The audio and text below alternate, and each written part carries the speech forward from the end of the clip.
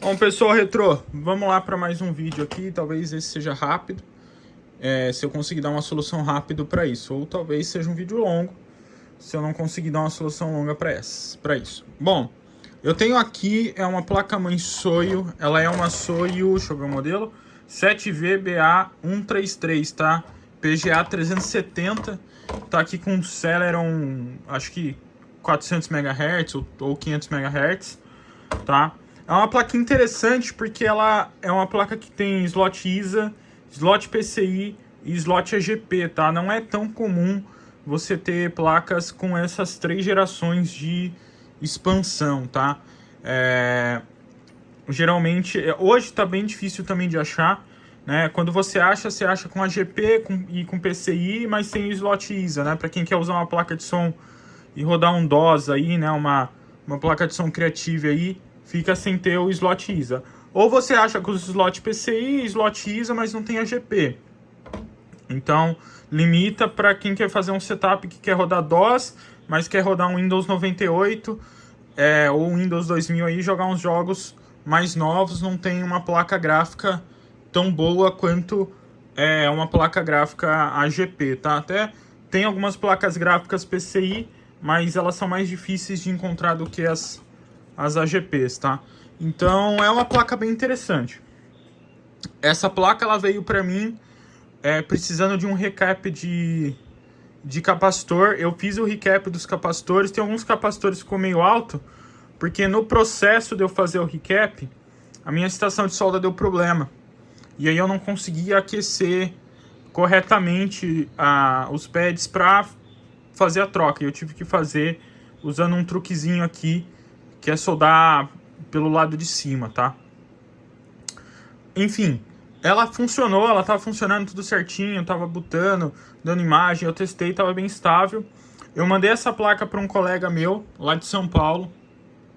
Ele passou a usar ela e logo que ele começou a usar ela, ela começou a apresentar alguns comportamentos estranhos, até que finalmente ela passou a botar e parar numa tela dando erro do checksum da BIOS, tá?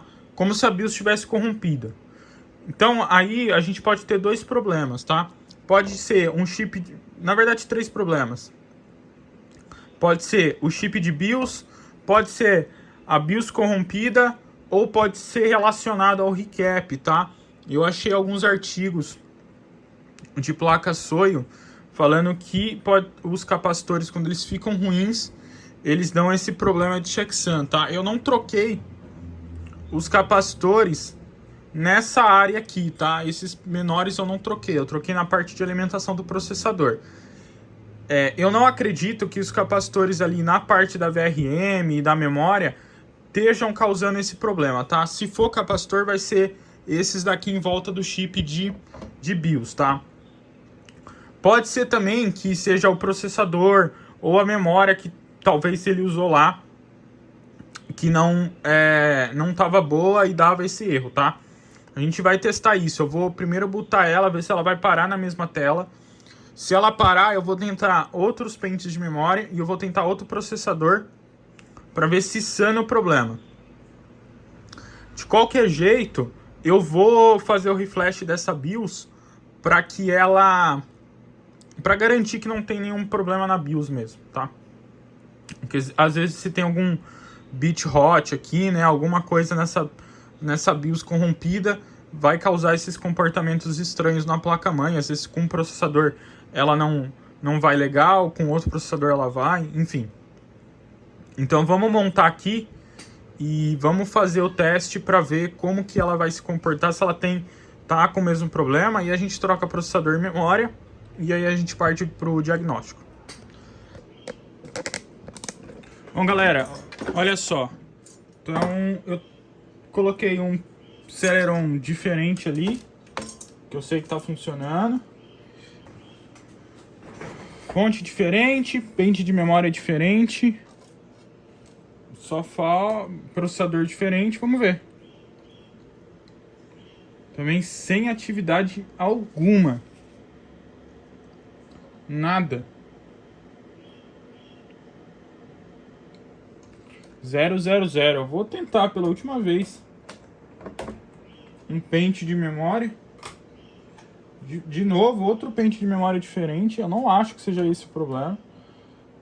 Mas tem algumas placas que, dependendo, elas realmente não mostram atividade, às vezes, relativa a problema de memória. Olha lá, agora ela tá mostrando atividade, tá botando. Tem algumas placas mães que elas até bootam e elas começam a executar algum código e depois param, né? Quando tem algum problema na memória. Tem placas mães que dessa época, tá? Depois que começou as DDR1, aí a maioria das BIOS elas já executam parte do código sem precisar da memória RAM. E aí depois que elas validam a memória RAM e fazem os testes iniciais é que elas passam a usar a memória RAM. Mas vamos lá. Vamos ver se ela vai dar sinal de vídeo e se vai dar o erro que estava reportando. Ó, deu sinal de vídeo e ó, esse é o erro que ela estava reportando. BIOS ROM checksum error. Como se tivesse corrompido a BIOS, tá? Esse é o problema que ele estava tendo lá. E ele tentou até fazer o processo pelo flop, mas ele falou que não saía disso. Às vezes ela não botava o flop e tal. Claro que pode ter algum problema que ele estava tendo com o flop e tal, porque ela está executando código, tem algum código sendo executado aqui. O boot block da ORD, ela, se não me engano, fica no chipset, não fica na BIOS. Então, essa parte do código está no chipset. Então, é para ela conseguir executar sem nenhum problema. Pode ser que ele estava tendo algum outro problema lá. Mas o que a gente vai fazer? Vamos desligar ela e vamos tirar esse chip de BIOS daqui. Vamos colocar ele no programador. Vamos colocar uma BIOS aqui nele pra gente ver se esse é o problema dessa placa. Então é a primeira coisa que eu vou fazer. Bom, pessoal, então aí eu tirei o chip de BIOS da placa-mãe, né? Coloquei aí o meu programadorzinho. Esse chip de BIOS é um F29C1000, tá? É bem comum para essa geração de placas-mães, tá? Depois ali de 2005, 2006 pra frente, as placas-mães passaram a não usar mais esse tipo de chip de BIOS. Aí já era uma BIOS um pouco mais moderna, com um pouco mais de capacidade, tá? Esse modelo em específico, se eu não estou enganado, é 256 KB de informação que ele consegue guardar. Bom, aí eu coloquei aí o chip no adaptador, né? Esse chip da SyncMOS, pra gente tentar fazer uma leitura, tá? A leitura vai só me indicar se o chip tá funcionando teoricamente corretamente, tá? Mas não quer dizer que ele tá completamente funcional, tá? Até porque quando a gente faz a leitura aí, isso não indica pra gente se a BIOS tá corrompida. Eu só tô lendo o que tá lá no chip. E se tiver corrompido o que tá no chip, ele vai ler corrompido, claro. Tem um fenômeno que acontece, principalmente com esses chips aí, e os mais antigos ainda mais, né? Pra quem aí lembra daqueles chips de BIOS antigos que tinha a abertura ali da memória, né? E você conseguia ver o chip lá dentro, e aí se ele ficasse exposto ao sol, à luz UV, ele acabava sendo meio que limpo, né? Era pior ainda, tá? Esse efeito. Mas tem um problema que é chamado de bit rot, que é quando basicamente um ou outro bit aí dentro da memória acaba sendo invertido ou sendo corrompido e acaba assumindo qualquer outro valor aí. E aí você tem uma BIOS que é praticamente corrompida, tá? E aí quando você regrava ele, tudo volta a funcionar normal, tá? Então foi isso que a gente fez aí. Regravei ele, aparentemente ele tá funcionando normal, porque parte da gravação é você gravar e depois ele verifica se o conteúdo ficou correto, né? Se o que foi gravado é exatamente o que estava no arquivo. E deu tudo certo, tá? Então vamos colocar aí na placa-mãe e ver se era esse o problema dessa placa-mãe.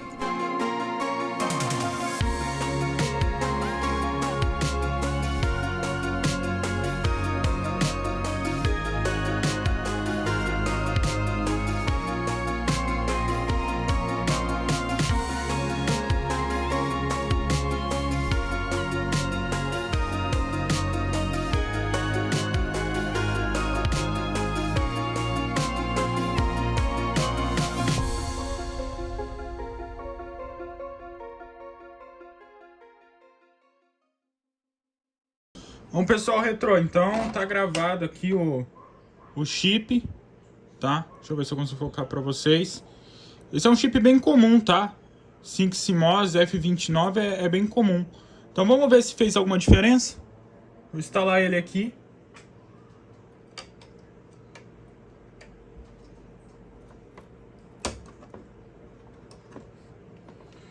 Então agora vamos ligar ela e vamos ver se fez alguma diferença aí no comportamento dessa placa-mãe.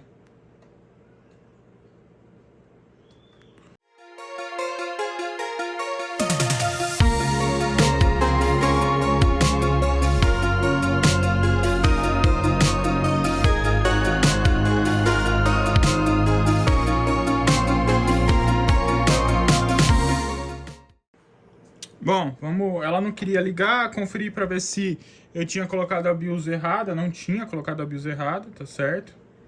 Agora ela quis ligar. Vamos ver se ela vai dar algum BO. Ligar a tela ali. Eu acho que não, viu? Eu acho que ela botou. Tá com cara que botou? Botou aí, ó. Botou. Então a gente provavelmente realmente tinha uma BIOS corrompida. Beleza, botou. Eu coloquei a última versão, 2A7, né, de 2001. Mas tá aí, a placa-mãe tá funcionando. Então realmente, esse caso foi um caso de que a gente tinha aí uma placa-mãe com uma BIOS corrompida. E essa BIOS, assim, ela tava funcionando, tava estável, essa placa-mãe sem problema nenhum. Mas ela tava meio instável na parte de detecção da CPU. Algumas placas-mães, a Soio tinha placas-mães que eram comuns nesse quesito, né? Tinha problemas de reconhecimento, de auto-reconhecimento de CPU, de memória, de clock, enfim. E ela estava se comportando desse jeito, ela não reconhecia corretamente o bus do processador, ela não conhecia corretamente o clock do processador, multiplicador, enfim. Mas eu não liguei muito, porque essas placas Soio, elas costumavam realmente fazer isso, tá? Essa socket 370, né? Ela tá ali no linear de quando as placas elas já começavam a ter esses sistemas de autodetecção de clock, de CPU, de memória, enfim. Né? Então, e as Soios eram conhecidas por ter problema na hora de fazer essa autodetecção, ela não fazia corretamente, você tinha que setar manualmente ou na BIOS ou nos jumpers, tá? E depois que eu setei manualmente no jumper, ela funcionou perfeitamente, né, por um bom tempo. Foi só a hora que foi lá pro meu colega que deu esse problema, mas isso provavelmente também podia ser um problema relacionado à BIOS que estava com alguma coisa corrompida. Então, aparentemente tá reparado. O que eu vou fazer agora é só colocar um HD, fazer uma instalação do Windows 98, colocar um benchmark para a gente testar e ver se ela tá realmente estável, se ela não vai voltar a dar o problema. Então, eu vou fazer isso e aí depois a gente conclui o vídeo.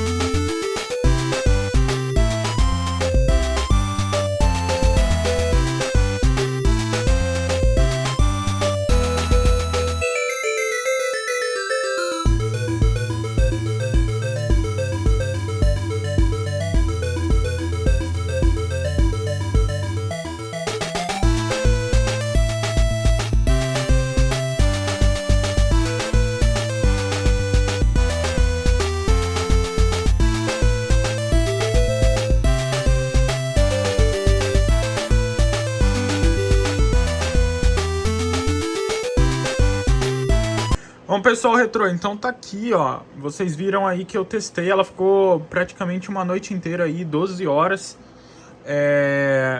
fazendo teste de estresse com o Everest, que é um teste que não é lá dos melhores, assim, dos mais exigentes, mas é o suficiente para testar a estabilidade do sistema, e foi tudo ok.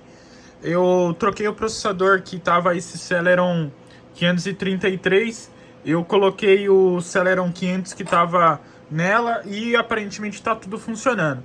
Eu vou deixar ela funcionando aqui por mais algumas horas, vou reiniciar, iniciá-la de novo, fazer teste de benchmark e estabilidade de novo, para ver se realmente ela tá 100% estável. Eu acredito que esteja. Ela ficou mais de 12 horas ligada aí, eu já rodei benchmark várias vezes e ela não teve problema. Então, eu acredito que todos os problemas dessa placa-mãe foram sanados e eu vou poder devolver ela para a pessoa que eu tinha mandado e vai estar tudo funcionando, tá? Inclusive eu coloquei uma placa de rede aqui no PCI para ver se tá funcionando os slots PCI, aparentemente está funcionando tudo normal. Então é isso, galera, espero que vocês tenham gostado do vídeo, não esqueça de deixar o like, se inscrever no canal e deixar aí no comentário o que vocês acham do vídeo, tá? Então, até mais.